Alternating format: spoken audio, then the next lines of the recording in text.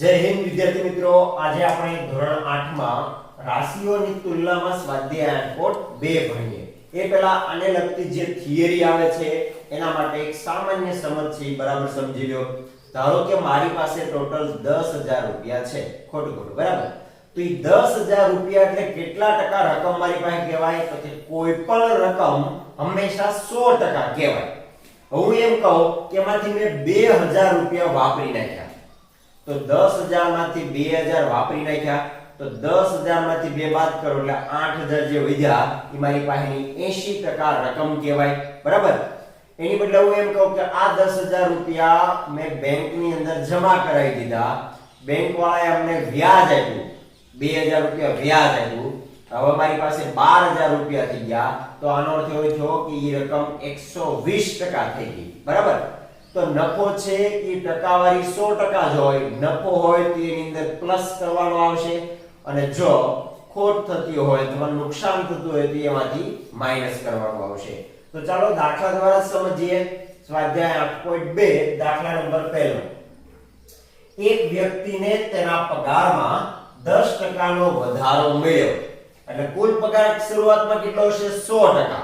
એમાં 10% નો વધારો મળ્યો એટલે હવે એ પગાર થઈ ગયો 110%. તો તેનો નવો પગાર છે 1,54,000. તો હવે તમે ત્રિરાશિ મૂકીને આવું તો કહી જ શકો કે 110% પગાર બરાબર 1,54,000 રૂપિયા, બરાબર. હવે એમ કીધું કે તેનો મૂળ પગાર શોધો, તો મૂળ તો હંમેશા 100% જ હોય, તો આપણે લખી દઈએ કે 100% પગાર એટલે કેટલા, બરાબર.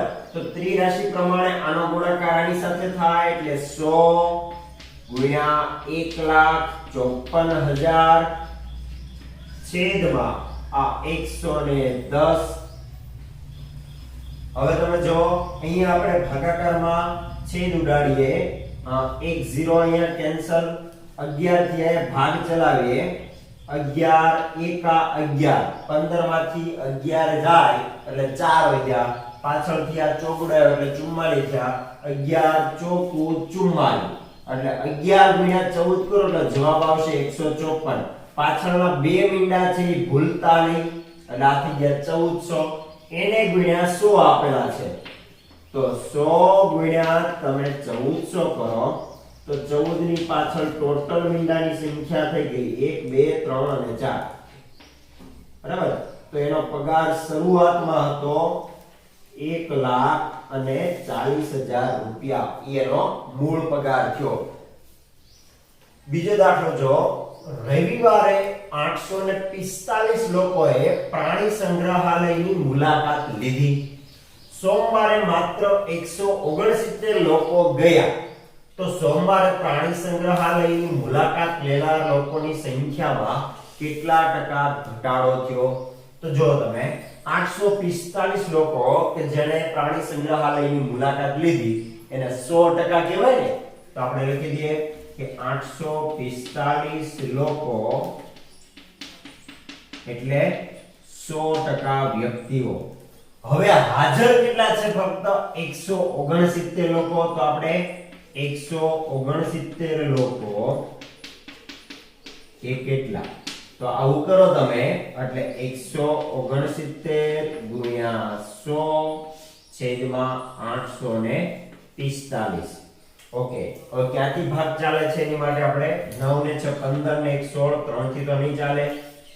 13 નો વર્ગ 169 છે એટલે આપણે 13 ગુણ્યા 13 કરો, અહીંયા 13 થી ભાગ ચલાવો, 13 5 65, 13 6 78, 13 8, બરાબર. આપણે તમે 13 7 કરો, 7 તેરી 21, 2 7 1 7 ને 2 9 91 થઈ જાય એટલે 13 6 78. તો 84 માંથી 78 જાય, 14 - 8 6 વધ્યા, આ 6 ઉપરથી એવા 5 એટલે 65 થયા, 13 5 65, એટલે તમે આનો ગુણાકાર એવો 13 ગુણ્યા 65 કરો એટલે 845 મળે. હવે આ 13 કેન્સલ, આ 13 5 65 ફરીથી તમને ખ્યાલ છે અને 100 નો પાંચમો ભાગ એટલે થશે 20%. આ 20% લોકો એટલે કે આ જોજો તમે કે કેટલા મુલાકાતી આવ્યા, તો કે 169 આવ્યા. જે આવ્યા એ કેટલા ટકા આવ્યા છે? 20% આવ્યા છે. તો ઘટી કેટલા ગયા? તો કે કુલ તો હતા 100%, એમાંથી આવ્યા ફક્ત 20%, એટલે ઘટાડો થયો. એ આપણે લખી દઈએ કે ઘટાડો બરાબર શરૂઆતમાં હતા 100%, એમાંથી 169 આવ્યા એટલે કેટલા આવ્યા? તો કે 20, તો કે -20%, એટલે 80% નો મુલાકાતીઓમાં ઘટાડો જોવા મળ્યો. બરાબર. ત્રીજો દાખલો જો વિદ્યાર્થી મિત્રો, એક દુકાનદાર ₹2400 માં 80 વસ્તુઓ ખરીદે છે. એટલે 80 વસ્તુની ખરીદ કિંમત અથવા મૂળ કિંમત ₹2400 થઈ. આપણને એક વસ્તુની કેટલી છે એ ખબર છે નહીં, અને તેને 16% નફા સાથે વેચે છે. તો નફો કેટલો થયો? 16% થયો. બરાબર. તો એક વસ્તુની વેચાણ કિંમત શોધો. હવે આપણને જે વસ્તુ આપેલી છે લખીએ, તો અહીં આપણે લખી દઈએ કે 80 વસ્તુની મૂળ કિંમત બરાબર આપણે લખી દઈએ ₹2400. ઓકે. હવે ₹2400 એ 100% થયા ને, બરાબર. 100% રકમ થઈ. તો આપણે લખી દઈએ કે ₹2400, એની જ નીચે લખી દઉં કે આ રકમ થઈ ગઈ 100% રકમ. ₹2400 ઈ તમારી થઈ ગઈ 100% રકમ. હવે એમ કીધું કે 16% નફા સાથે વેચે છે, તો આપણે લખીએ 16% નફા સાથેની રકમ બરાબર 100% મૂળ રકમ વત્તા 16% જે નફો છે એમાં ઉમેરવાનો હોય, તો આ રકમ થઈ ગઈ 116%. બરાબર. તો હવે બહુ ઈઝી થઈ ગયો. આપણે 116% રકમ કેટલી છે જાણી લઈએ તો આપણને ખબર પડી જાય. તો અહીંથી આપણે શરૂઆત કરીએ કે 100% રકમ એટલે ₹2400. તો એ લખી દો કે 100% રકમ એટલે કુલ રૂપિયા થઈ ગયા ₹2400. તો 116% રકમ. બરાબર. તમને આ ખ્યાલ હોવો જોઈએ કે 16% નફા સાથેની રકમ એ જ તમારી શું થઈ ગઈ? વેચાણ કિંમત. કારણ કે તમે જે નફા સાથે રકમ વસ્તુ વેચવાના છો એમાં 16% નફો ઉમેરાયેલો જ આવશે. એટલે 116% રકમ જે આપણે વેચાણ કિંમત કીધી, તો કે ઈ વેચાણ કિંમત બરાબર કેટલી? તો હવે તમને ત્રિરાશિ પ્રમાણે આનો ગુણાકાર આની સાથે થાય એટલે 2400 ગુણ્યા 116 ભાગ્યા 100. 0 0 કેન્સલ. 24 6 144 નો ચોગડો વધી આવી 14, 24 1 24, અને એમાં 14 ઉમેરો 24 ને 4 28 ને 10 38 નો આંકડો વધી આવી 3, 24 1 24 ને 3 27. તો ₹2784 એની વેચાણ કિંમત થઈ. તો આપણે લખી દઈએ કે વેચાણ કિંમત બરાબર ₹2784. હવે આ પણ યાદ કરો કે ₹2784 ક્યારે મળે? જ્યારે 80 વસ્તુ વેચે ત્યારે. તો આપણને એવું કીધું છે કે એક વસ્તુ વેચે ત્યારની કિંમત શોધો. તો આપણે ફરીથી ત્રિરાશિ લખીએ કે 80 વસ્તુની વેચાણ કિંમત, એને ટૂંકમાં લખાય વેકી, બરાબર ₹2784. તો એક વસ્તુની વેચાણ કિંમત એટલે કેટલી? બરાબર. ફક્ત ત્રિરાશિ છે તો ગુણાકાર જો તમે 2784 ગુણ્યા 1 ભાગ્યા આ રકમ અહીંયા છેદમાં જાય એટલે 80. 8 નો ઘડિયો બોલો તમે.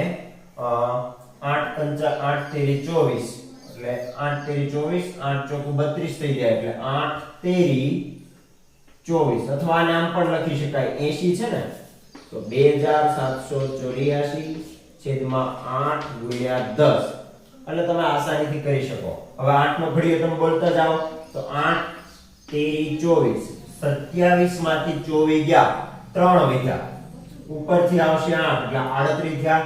8 ચોકુ 32, 38 માંથી 32 ગયા, 6 વધ્યા, ઉપરથી આવ્યા 4, 64 થયા. 88 64, તો 2784 ભાગ્યા 8 કરો એટલે જવાબ આવશે 348.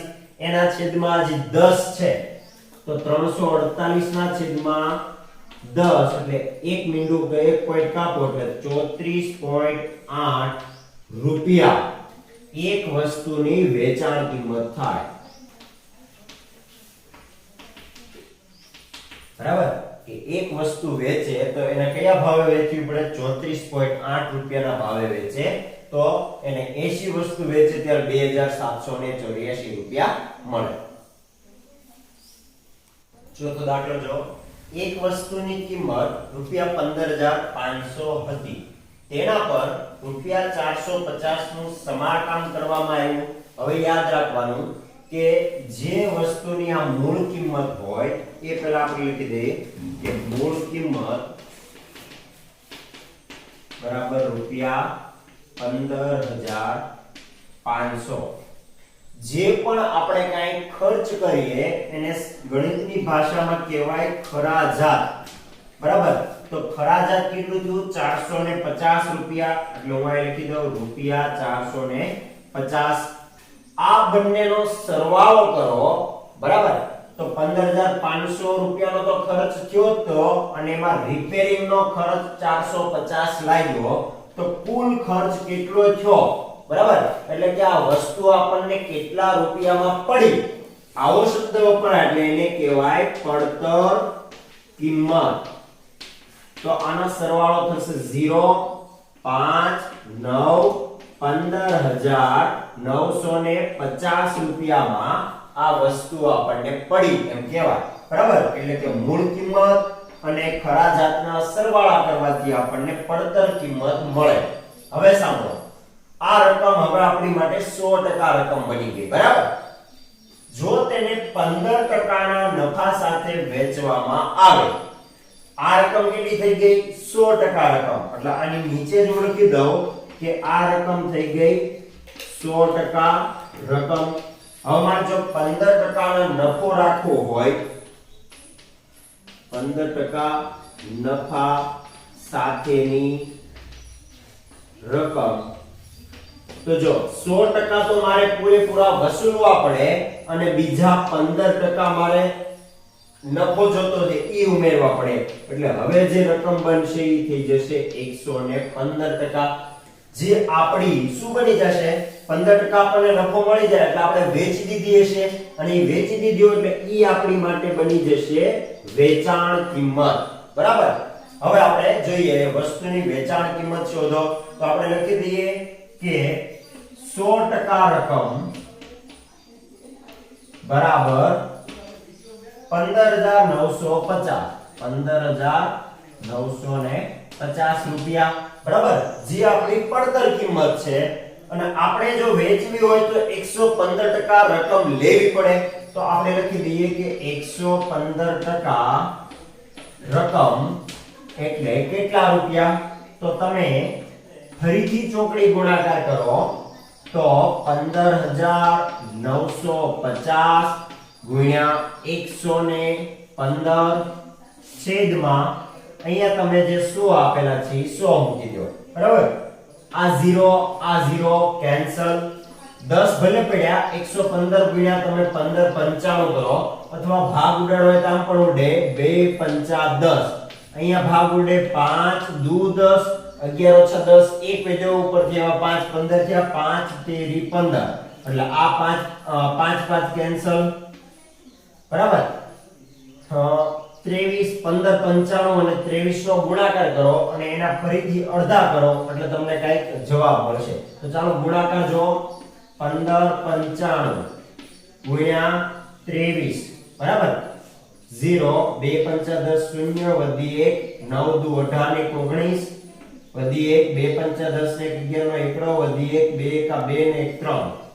3 થી ભાગો 3 પંચા 15 નો પાંચડો વધી 1 3 નવા 27 ને 28 વધી 2 3 પંચા 15 ને 2 17 વધી 1 3 એકા 3 ને 1 4 5 8 9 ને 7 16 છગડો વધી 1 4 ને 2 6 36,685 રૂપિયા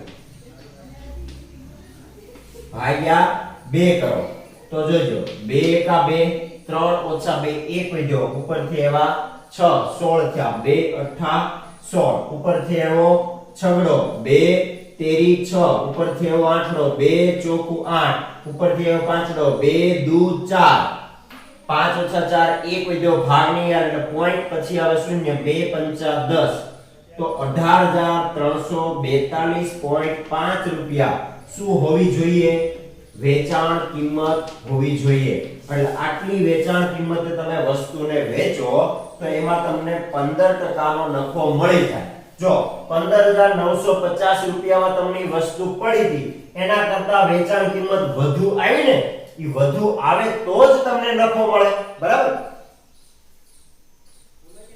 પાંચમો દાખલો જો એક વીસીઆર અને ટીવી બરાબર 8,000 રૂપિયાનું એક એમ ખરીદવામાં આવે છે આનો અર્થ શું થયો કે એક વીસીઆર ની કિંમત ખરીદ કિંમત પણ 8,000 રૂપિયા છે અને એક ટીવી ની પણ ખરીદ કિંમત 8,000 રૂપિયા છે તો આપણે અહીંયા લખી દઈએ કે વીસીઆર ની મૂળ કિંમત બરાબર રૂપિયા 8,000 ટીવી ની મૂળ કિંમત બરાબર 8,000 રૂપિયા તો કુલ વસ્તુની ખરીદ કિંમત પણ આપણે જરૂર પડે ત્યારે મેળવશું હવે જો તમે દુકાનદારને વીસીઆર ઉપર 4% ની ખોટ ગઈ આ રકમ દરેક રકમ છે કેટલા ટકા રકમ છે 100% છે તો આપણે લખી દઈએ વીસીઆર માટે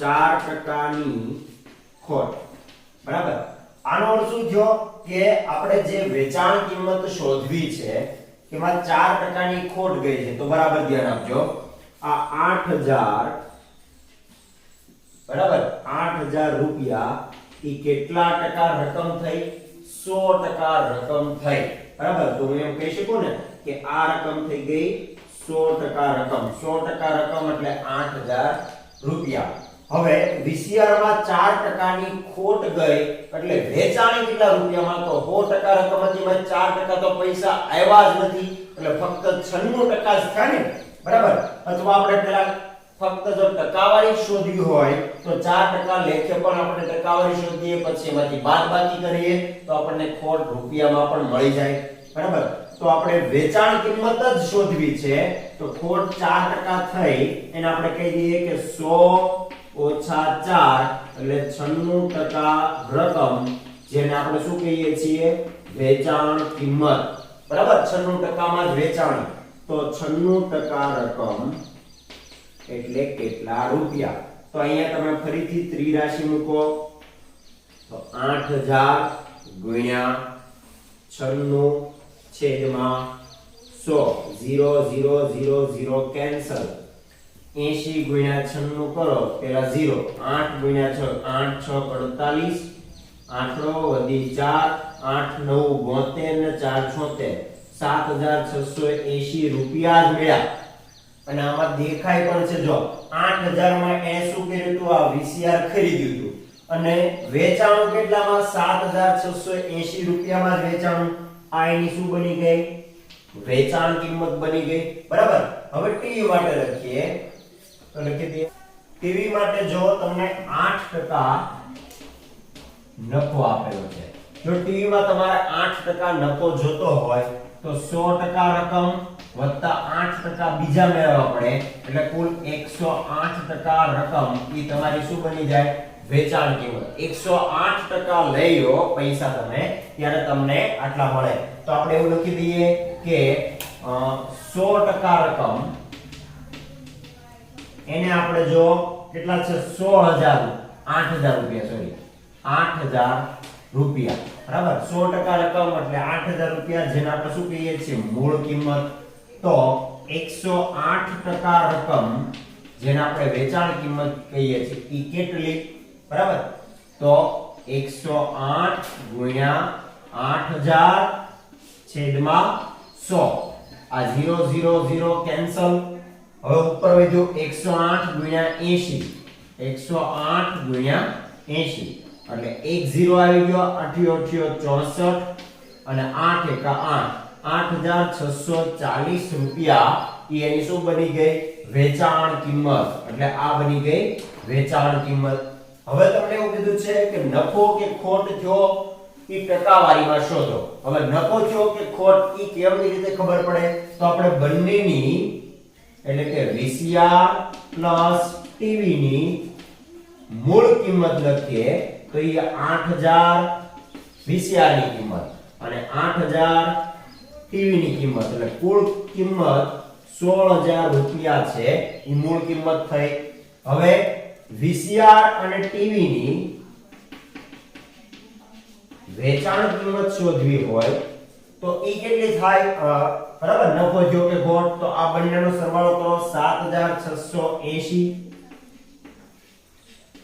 વત્તા 8640 0 4 અને 8 12 નો બગડો વધી 1 6 ને 1 7 અને બીજા 6 13 નો તગડો વધી 1 8 આ 7 15 ને 16320 રૂપિયા ઈ શું થઈ ગઈ વેચાણ કિંમત હવે જો મૂળ કિંમત કરતા વેચાણ કિંમત વધારે હોય ત્યારે શું મળે આપણને નફો મળે તો આપણે લખી દઈએ કે નફો બરાબર વેચાણ કિંમત ઓછા મૂળ કિંમત બરાબર તો વેચાણ કિંમત કેટલી છે તમે જો 16320 માઈનસ 16000 રૂપિયા તો જવાબ આવશે 320 રૂપિયા નફો થાય બરાબર હવે સૂત્ર છે આપણી પાસે કે નફો ટકામાં બરાબર નફો છેદમાં મૂળ કિંમત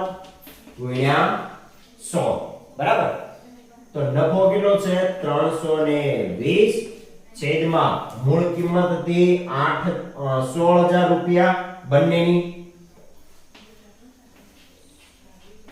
ગુણ્યા 100 ટકાવારી શોધવાની છે એટલે ગુણ્યા 100 તો અહીંયા જો 1 2 3 મીંડા 1 2 3 મીંડા અને 16 દુ 32 એટલે જવાબ આવ્યો 2% નફો થયો હવે જો બંનેમાં ભલે અલગ અલગ પ્રકારનું થયું કે VCR ની અંદર 4% ની ખોટ ગઈ ટીવી ની અંદર 8% નો નફો થયો પણ પરિણામે શું થયું બંને વસ્તુ ખરીદી અને બંને એને વેચી છતાં પણ એને 2% એટલે કે 320 રૂપિયાનો ફાયદો થાય છે તો આઈ હોપ વિદ્યાર્થી મિત્રો તમને આ 5 દાખલા સમજાણા છે નેક્સ્ટ ટાઈમ ના લેક્ચર ની અંદર આગળના દાખલા ગણશું ત્યાં સુધી આ દાખલાની વારંવાર પ્રેક્ટિસ કરો જેથી તમને સમજમાં આવે થેન્ક યુ જય હિન્દ